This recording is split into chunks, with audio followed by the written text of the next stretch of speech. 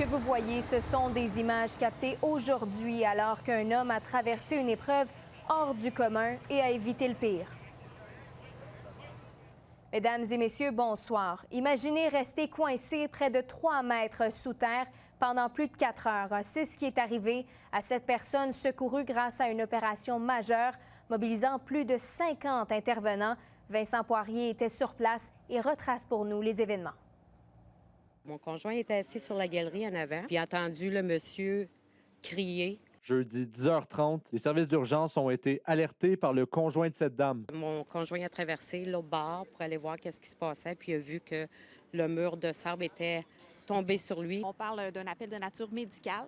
Nos policiers sont déplacés. Une fois arrivés sur la rue des Anciens à Gatineau, les premiers secours ont constaté qu'un homme était coincé dans une tranchée. Ce dernier effectuait des travaux d'excavation à cet endroit depuis quelques semaines et jeudi, un éboulement de roches et de glaise l'a rendu prisonnier. À l'arrivée des premières unités, on avait une personne qui était ensevelie à peu près jusqu'aux hanches, un petit peu en bas des hanches, dans un trou vraiment style tranché, très, très étroit, d'environ 8 à 10 pieds.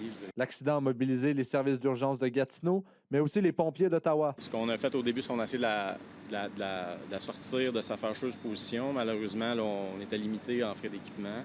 Donc, c'est pour ça que les confrères d'Ottawa ont été appelés. Les confrères d'Ottawa sont ici pour le côté technique, le côté matériel qu'on n'a pas à Gatineau pour ce type d'intervention-là. 2 heures après notre arrivée sur les lieux, les pompiers étaient toujours mobilisés pour tenter d'extraire l'homme du trou. Une pompe d'extraction est arrivée sur les lieux dans les environs de 12h45 pour aider à aspirer la glaise et faciliter l'extraction. Ce qu'on fait, c'est qu'on ne prend pas un morceau de terre pour le mettre ailleurs, on fait juste l'éliminer du trou.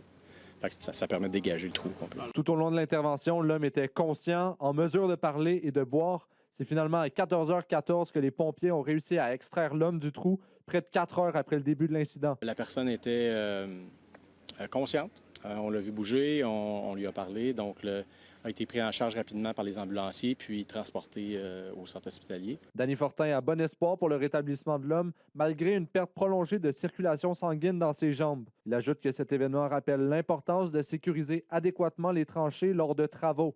Vincent Poirier, RNC Nouvelles, Gatineau.